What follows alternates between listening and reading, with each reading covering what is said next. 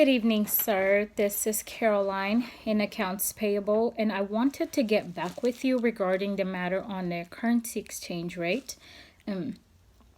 You wanted to know which option would be best for Porter as far as hedging the risk that comes along with doing business outside the country.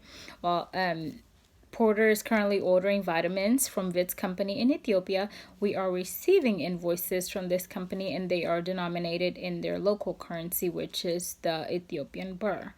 Now, I looked into the value of the Ethiopian birr over the last 12 months, and I found that the value is actually on a decline, which is good for us.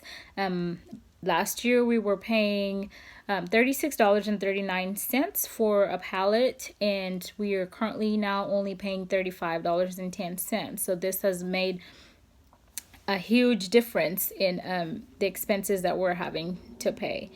Now,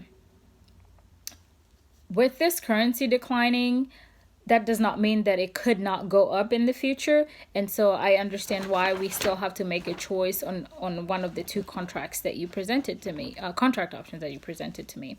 Now, with the forward contract, it's based on speculation of whether the currency will increase or decrease.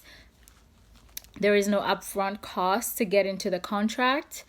We could customize the contract and make it fit our business model. We know what we order, we know how often we order, and we know how long we have before it's due. So when we enter into this contract, we can make sure that we're not overbuying or underbuying and incurring huge losses. I mean, obviously it will not be perfect or exact, but we would have a better control of it.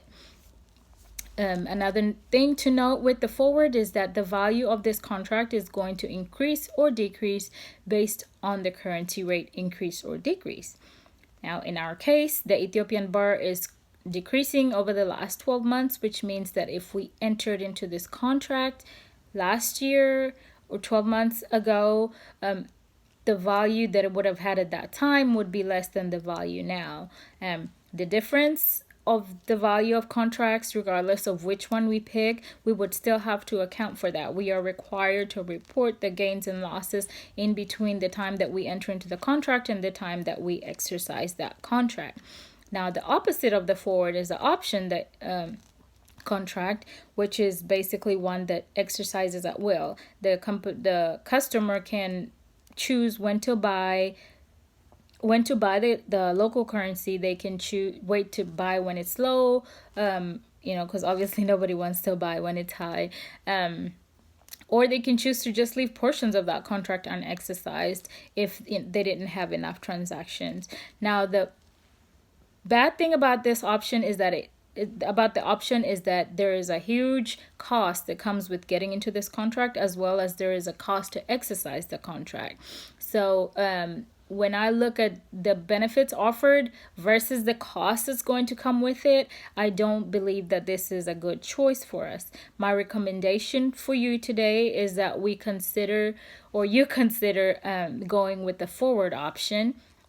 It is more cost effective. We can customize it to fit our need. And even though it's a disadvantage that we have to buy out at the end of the contract, we can choose what we go into contract with.